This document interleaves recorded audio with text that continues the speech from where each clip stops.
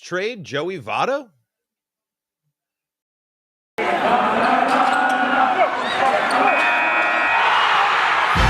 are Locked On Rockies, your daily Colorado Rockies podcast, part of the Locked On Podcast Network, your team every day.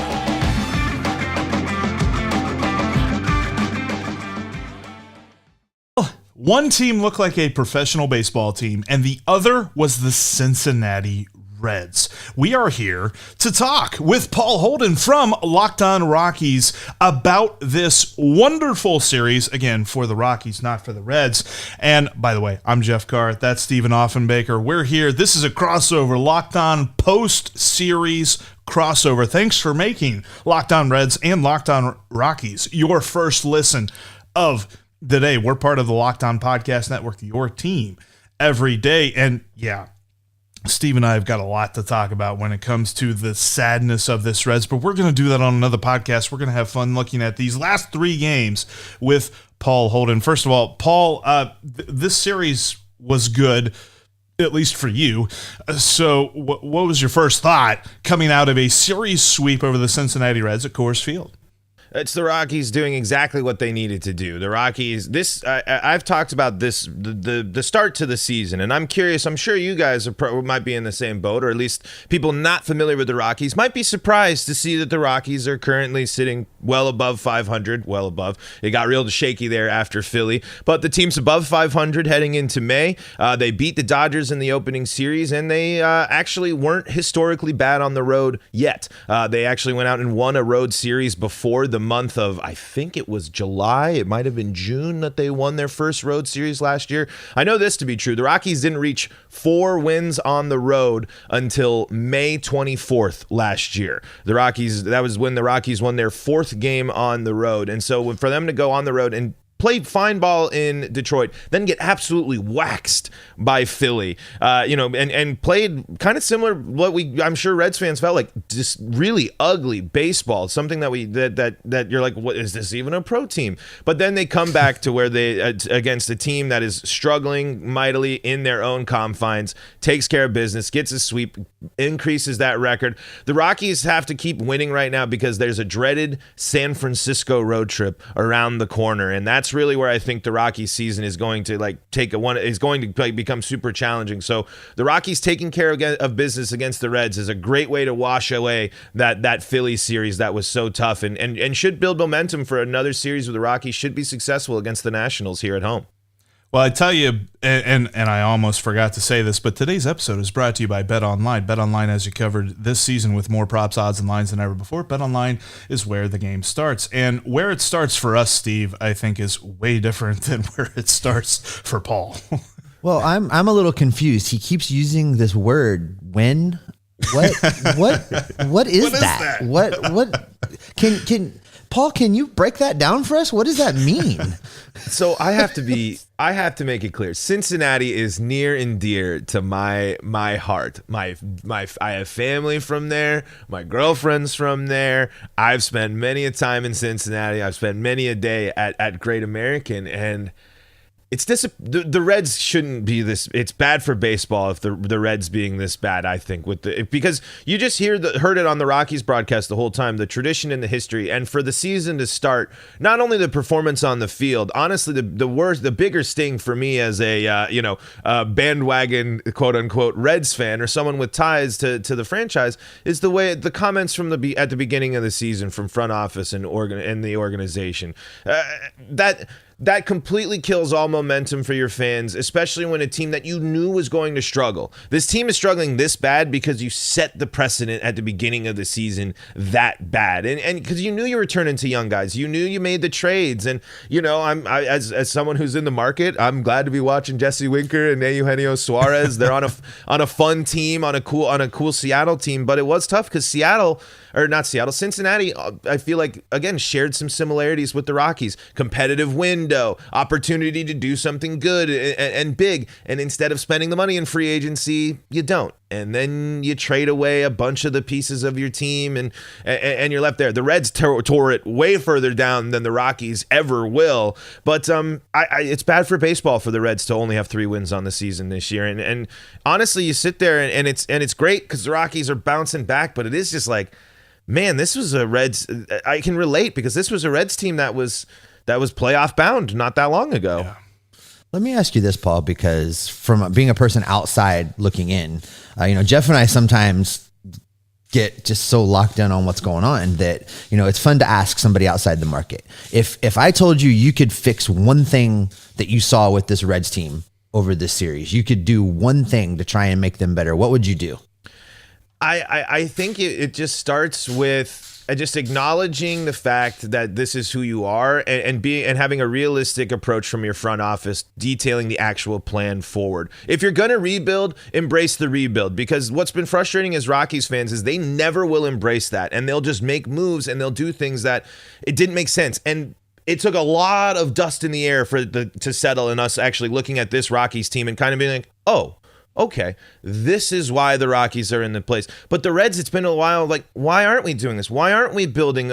Why is Nick Castellanos not getting a phone call at least? I mean, especially for the money that he signed for. And on top of that, if you could get Kyle Schwarber and Nick Castellanos for less than what the Rockies got Chris Bryant, why isn't Kyle Schwarber hitting and playing center field in Cincinnati?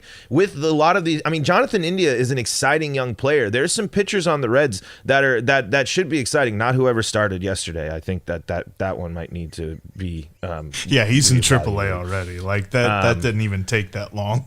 It was. I think the third worst start in a Coors Field game in Coors Field history. I think it's only happened 2 other times where someone has let up 6 earned runs with no outs in the first inning at Coors Field. I wonder about that mound visit from David Bell. Did he go out there and was like, give me the ball and go clean out your locker? Like, did he do it right there on the mound when he made the pitching change? I mean, like, at least you can sit there and you say, Coors Field, and you just throw your hands up and you run away as fast as you can and get that. But that's the thing. And it's just, my change for the Reds would be actually embrace your identity and actually embrace your tradition and treat the fans and the players with respect. And honestly, I previewed this, so I'll hit you guys with my sports radio hot take. If I was running the Reds, I'd be trading Joey Votto. Yeah. I don't think Joey Votto. I don't think Joey Votto should be on this team at all. I think Joey Votto is struggling because he's going through what Trevor Story went through last year with. I think the relationship is probably rockier than we know. But Joey Votto's too nice of a guy and too public, and he likes being that goofy kind of guy still that we won't see as much of that. But Joey Votto needs to go be a vet on a team that needs a vet in a playoff run, and he can contribute, especially with the universal DH and the fact that he can play first base. Let Mike Moustakas finish. Mike Moustakas has done it. He's already gone and made the playoff and the championship runs and done all that stuff on other teams. Let a player that deserves to be in a bigger spotlight do it. I know Votto is Mr. Red, but if you've already traded everyone else, Votto drowning as someone who watched someone drown at first base on a non-competitive team for most of his life, he had way more injuries than Joey Votto. I just think that tear it all down. Stop kidding anybody, and don't let Joey Votto go through this when he's already gone through so much as Mr. Red. He has embraced being a Cincinnati Red. He has been the guy for the Reds. He has always come up and shown up to play. I just think that if I was to make a move, I think you get that another extra boost, get another couple of young guys in, get another vet to come in. I just think Joey Votto deserves a little time to shine and not peter out on a honestly, I wish I could say this nicely, an awful Reds team. Oh, no. Awful is being nice, actually. Yeah, that was very generous. Thank you. Yeah.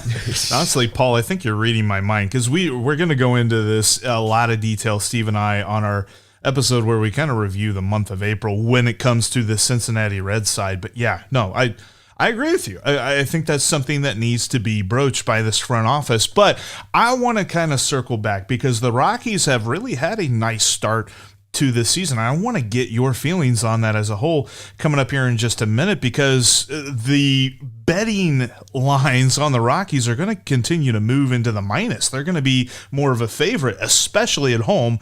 The Rockies were an amazing value for me last year when you're talking about going over to BetOnline, because that's where the game starts. But also when you're looking at BetOnline, there's some good odds for the Stanley Cup playoffs when it comes to Colorado. I know you know, Paul. I know you know who the favorite.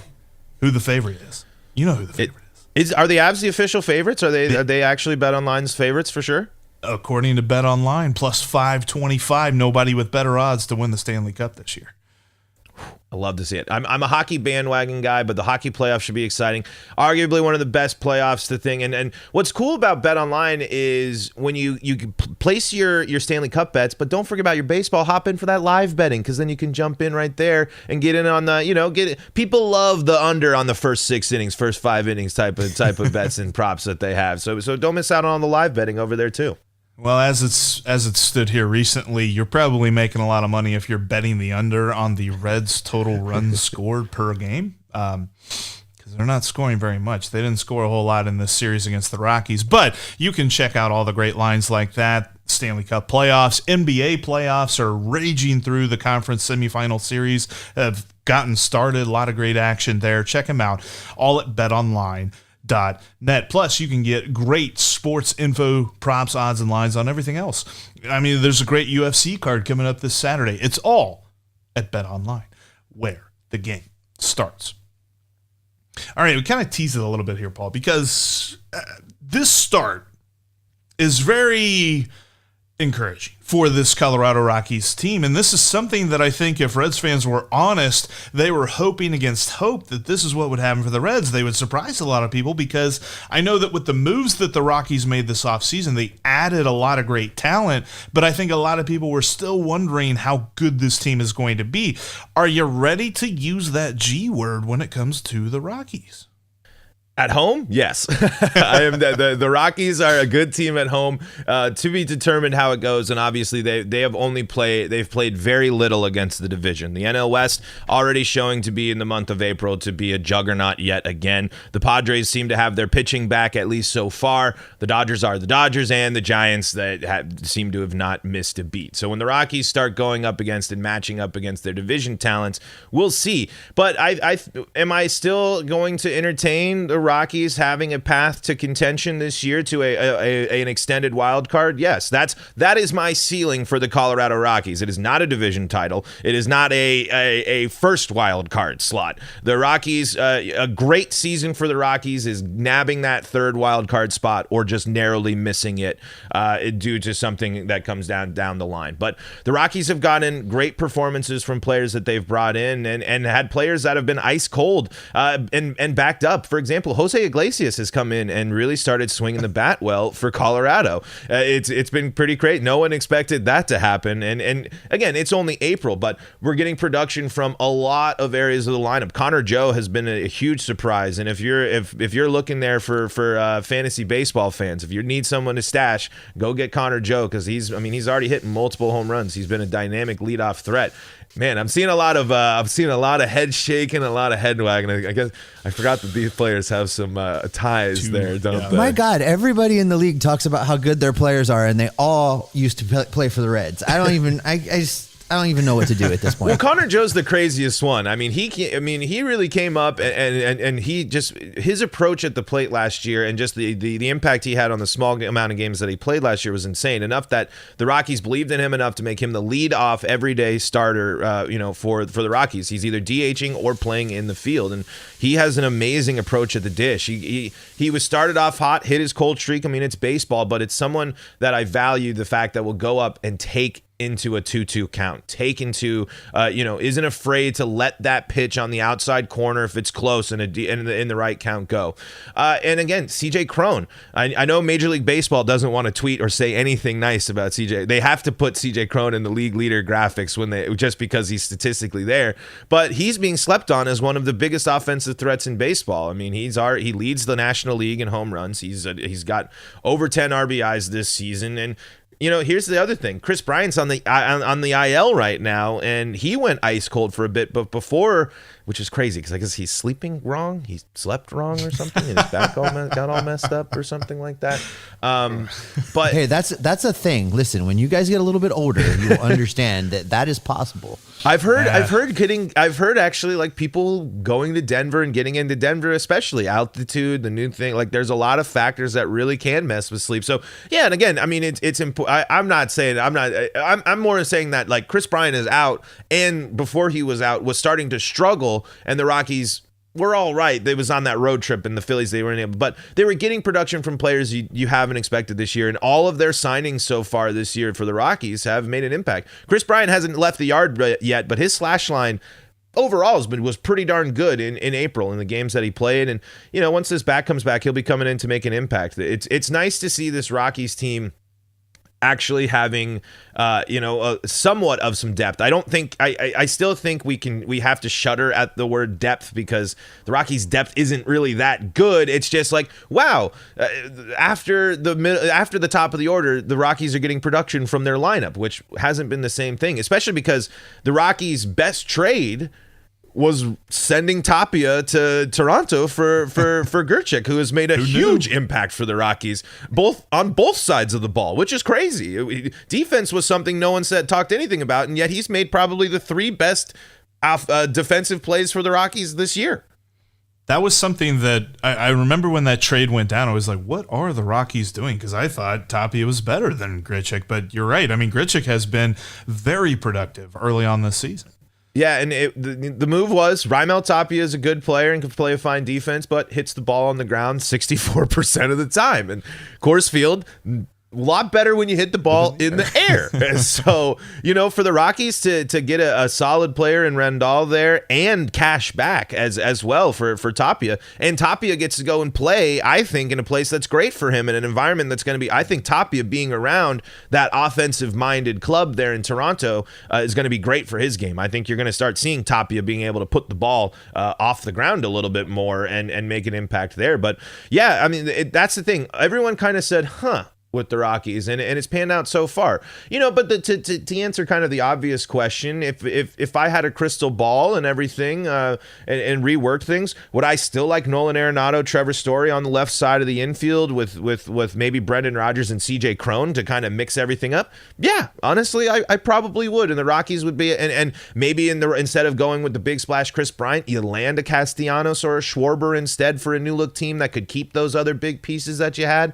But as I continue to look on this, and it'll always suck. I mean, the authentic Rockies jersey in my closet's a Nolan Arenado jersey. I'll never not hate that trade. But Austin Gomber's had 2 back-to-back great starts, and Montero, you saw him, the big prospect on Sunday, comes up and gets 2 hits in his first debut. There's a lot to like there, and there's a lot of reasons but now that the pill has been swallowed, you kind of realize that the window shut, the relationship soured, and honestly, it was best to move on and create a new Rockies team. And as much as it sucks for me and a lot of Rockies fans that Nolan and Trevor and John Gray and DJ LeMahieu are all gone and impacting on other teams, and as hard as that was and as much as a head scratcher, I think the Rockies said, Chris Bryant, we're going to sign the big new vet free agent guy, Chris Bryant, and he is going to forge the new way, backed with all these people we really believe in. Because the Rockies spent more money than ever this offseason, and it's paid off so far.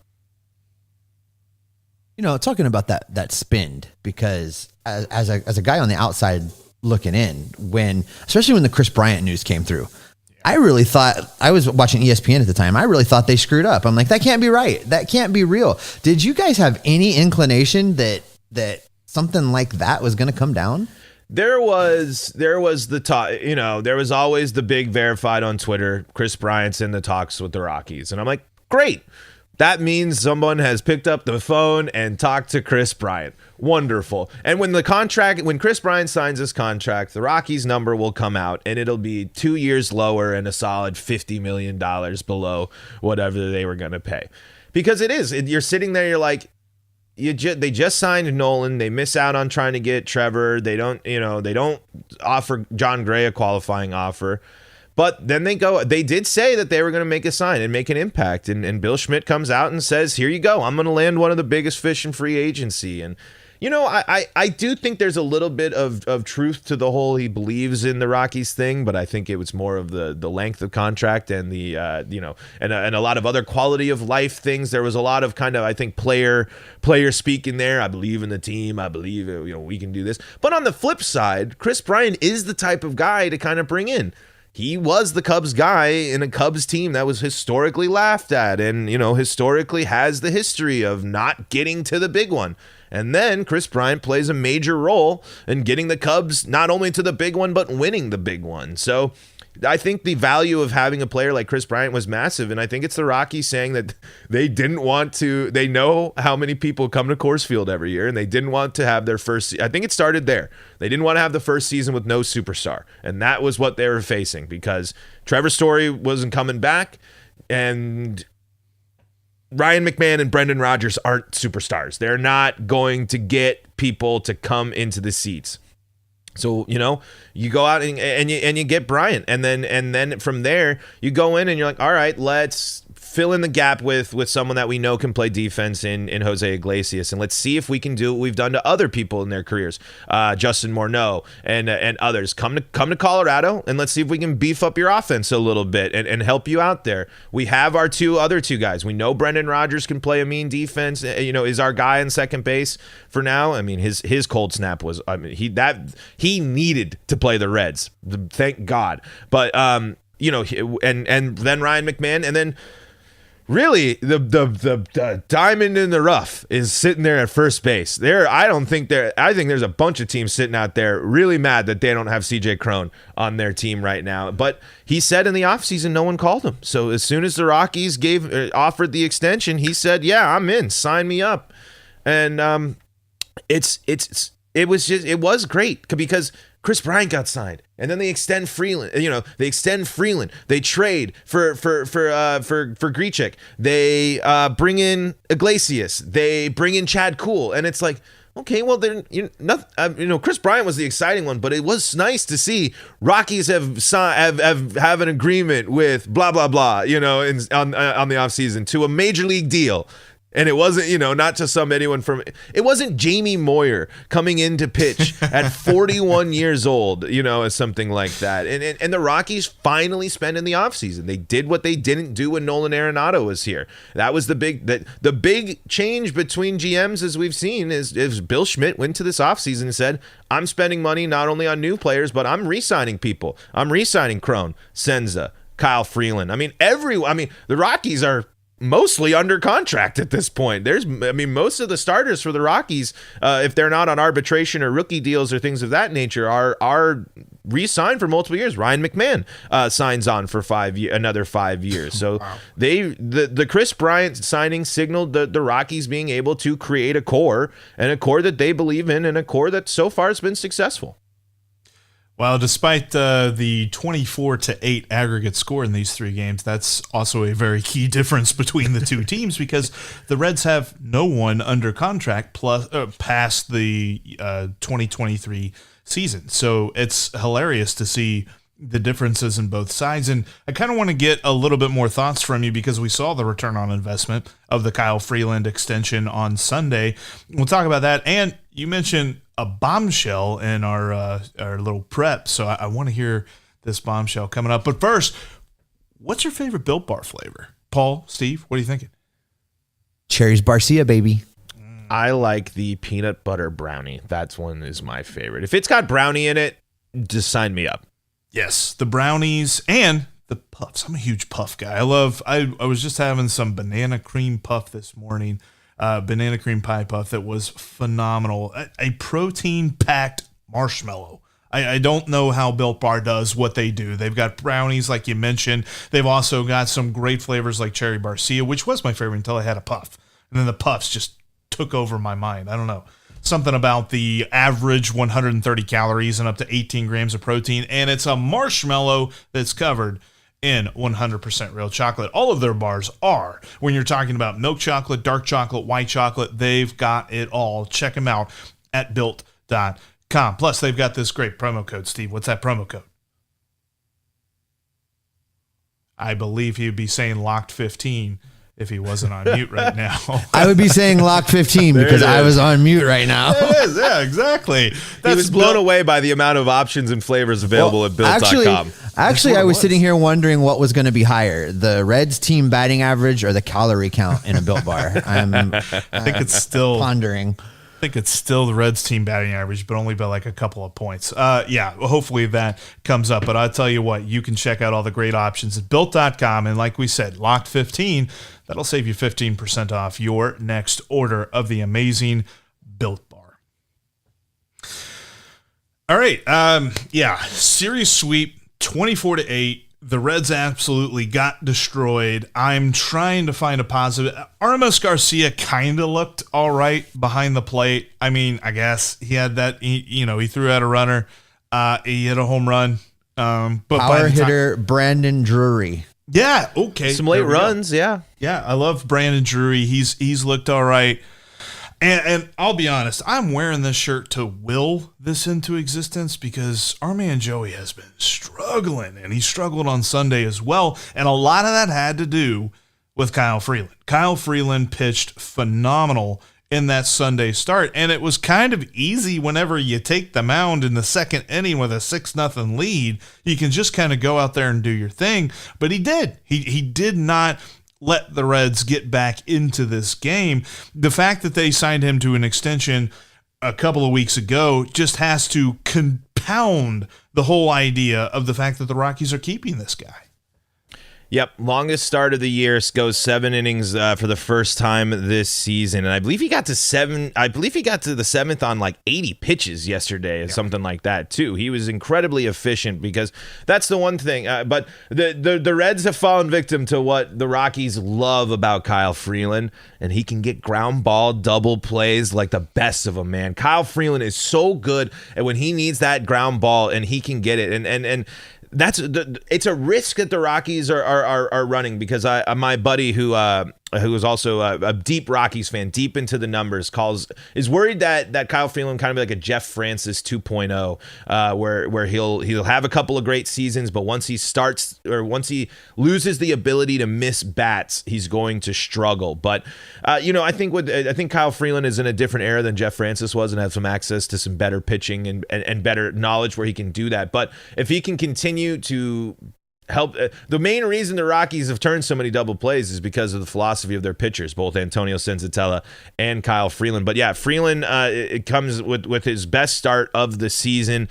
And again, Kyle Freeland's going to give up some hits. Kyle Freeland might give up a run, but he's going to keep you very much in a game. Like you're going to take you'll take a 7-inning, 4-hit, 1-run, a 1-walk, 4-strikeout game every day of the week. Especially, you're not asking Kyle Freeland to be your you're asking him to be your 3 at most. Kyle Freeland's gonna I don't know why technically he's the 1 in the Rockies rotation. If you look at how it started this year, he is technically the 1 because he started the season and they haven't readjusted that since. But he's really.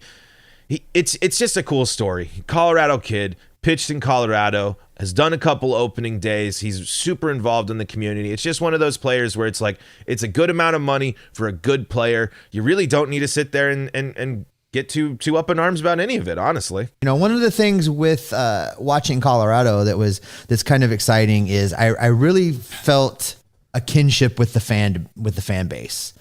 Trying to, put myself in a position of what it will be like one day if the Reds actually do something like this. Because for you guys, I mean, you've run the gamut on the names and all of these players and all of these things. And, Jeff and I keep talking about the fact that for the Reds, it could be 2024. They've gone out, they've made all these trades, they brought in all these prospects. We've got all these guys whose target starts are 23, 24. It's possible that the Cincinnati Reds will have the lowest payroll and the best record in baseball at the same time.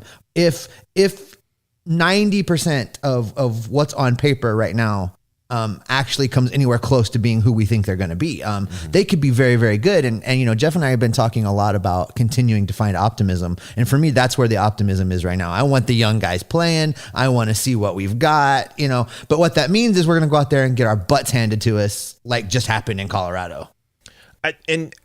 Just own up to that. I think that's important. I think as a baseball, as a front office, your job is to not sugarcoat it. And I think to just feed, to come in and be mean, be angry about it and say, oh, where are you gonna go? Blah, blah, blah, blah, blah. Look at me. I'm the big billionaire guy. Like, where else are you gonna go? You're not going to go watch baseball in Cleveland, are you? Like, you're going to stay here in Cincy. And it's like, that's what I despised about how things panned out in the Bridich era of Rockies baseball was he was behind the scenes. He didn't like talking to media. They didn't tell anybody anything. There wasn't any transparency. And I'm not saying Bill Schmidt is anything better, but he's actually gone out and talked more about the plan and done more about the process other than basically just nitpicking Nolan Arenado and his players behind closed doors and things of that nature. I mean, Rockies fans are loyal because watching baseball in Colorado is beautiful all the time. I mean, the Rockies have always been a top 10 team in attendance, even when their team is bad. It's also because, half the state's from California and Texas at this point, or in Chicago. So whenever the other teams roll into town, they're always there. And, but it's frustrating as fans too. Last year, especially when Dodgers fans roll into your town and it's let's go Dodgers, let's go Giants, let's go Padres that rings out at Coors Field. And it's not let's go Rockies. So it takes a lot to mend that relationship with your fans, and the Reds have a lot of work to do. But I think it starts by just having and being understanding and realistic about the team and being real with your fans. Because, let's be honest, I know when it comes to and I'm not a big business guy, but if I'm in the Reds season ticket department, I'm not as worried about bringing season ticket holders back as I am if I'm in the Rays organization, if they fall off and go back to where they are, or in the Orioles, for example, because the Reds have such deep history. And just own up to it, ride through some tough times, and people are still going to come and want to watch the ball game on the river on a beautiful day in Cincinnati. They're going to come and want to see, the Reds might not have the superstar, but they'll want to come see, the rest of the big names in the rest of the division. There's a third baseman we've talked about a couple of times, and plenty of other teams that roll into town.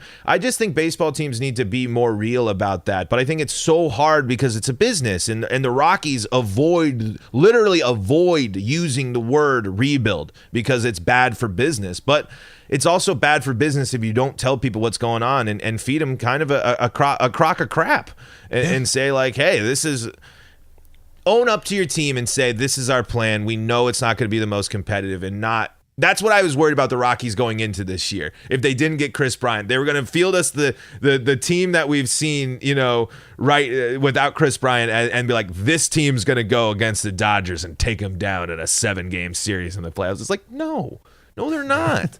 But now, we're not dumb. Baseball fans aren't. I know the true baseball fans aren't dumb, and they will understand the process. And mediocre baseball fans, just invite them for a $5 ticket night and a cheap hot dog night, and they're going to be there. And that'll buy you time till 2024 when then it works out great for your business if you have the lowest payroll in baseball and the most wins. I think you can manage those murky waters by just being real with your fans to get to that point. And that's just what it boils down to.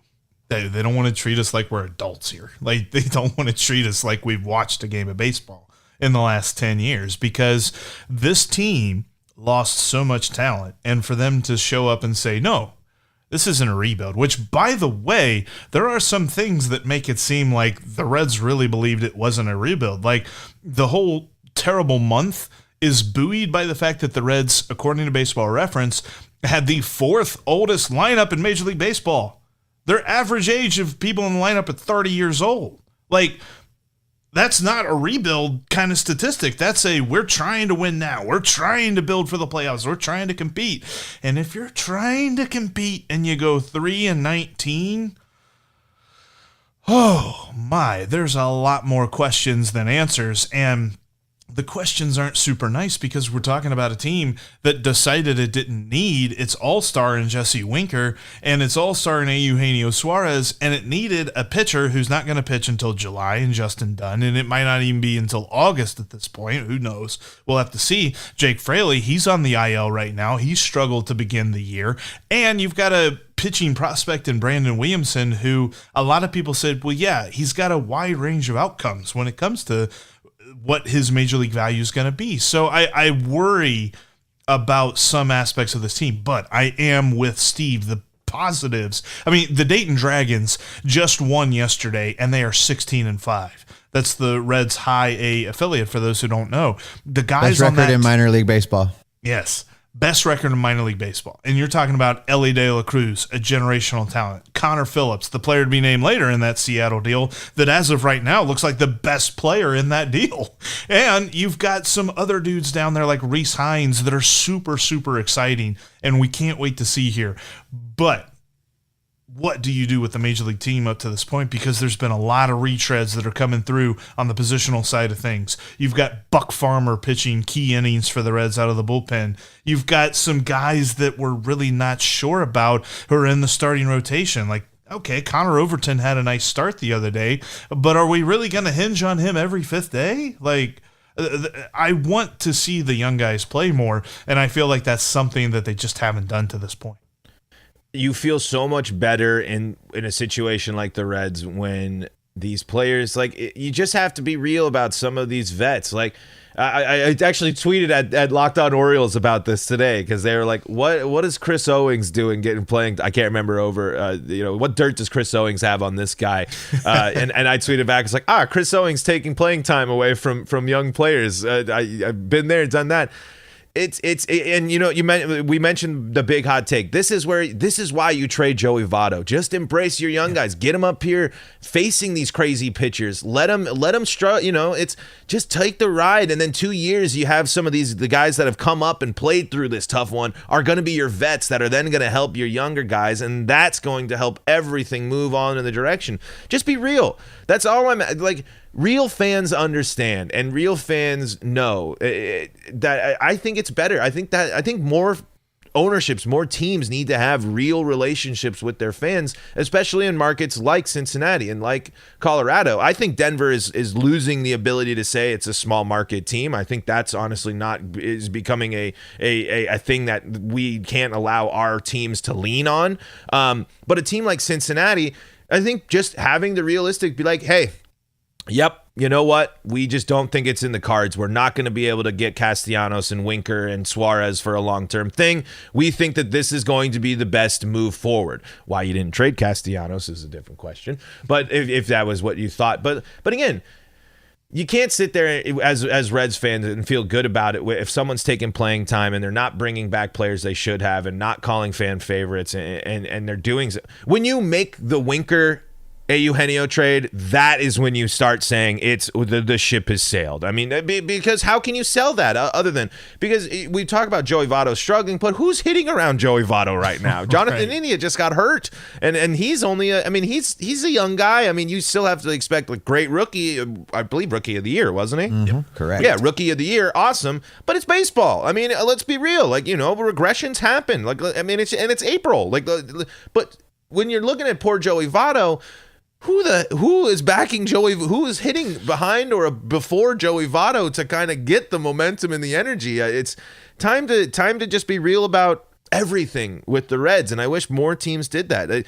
I don't know. You guys can help me out. Would trading Joey Votto end Reds fans for this season? Like, No, is Joey no. Votto the last reason people are coming to the ballpark? No, as a matter of fact, the hardcore Reds fans have been saying all along this season that they should trade Joey Votto. Joey Votto, in fact, and he was asked, and he said all the right things as far as, I signed a contract. I plan on honoring it. Management has not approached me about a trade, and I'm not going to them. Right. So for Joey, I'm with you 100%. Trade him, get him out of here, let him go get a win. Because I have to imagine right now, when he walks into the clubhouse, he's doing his best Danny Glover from Lethal Weapon impersonation. And he walks in and looks around the room and goes, I am getting too old for this shit.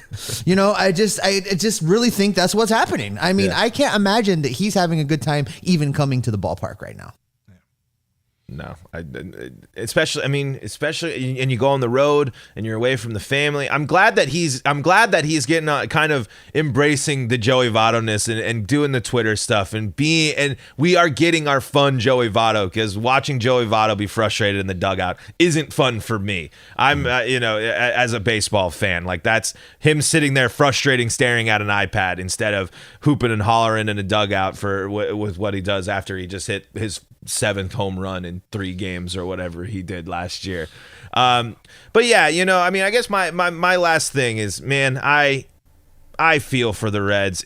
And I feel for Reds fans. I'm OU Bobcat here, worked for a flagship, a network affiliate for the Reds and stuff. I have a very big soft spot for Cincinnati, and I hope I hope it's at least some fun stuff this season, because man, it's tough, man. Sports can be draining, and it's okay to turn the Reds off if you need to, but not Locked On Reds. You can't turn Locked On Reds off. You get if you don't want to watch the game, you can at least stay up to date with the games with these two here. But man, I'm rooting for Cincinnati. I'm always rooting for Cincinnati, near and dear.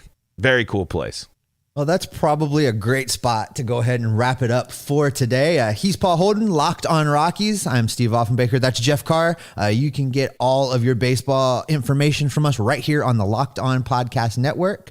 We thank you for making Locked On Reds and Locked On Rockies your first listens of the day. Now head over to Locked On MLB and make them your second listen. Paul Francis Sullivan, but please call him Sully, gives you his unique perspective on Major League Baseball, both past and present, each and every day, free and available wherever you get your podcasts, just like Locked On Rockies and just like Locked On Reds. For Jeff Carr and Paul Holden, I'm Steve Offenbaker, and we will talk to you tomorrow, where we are always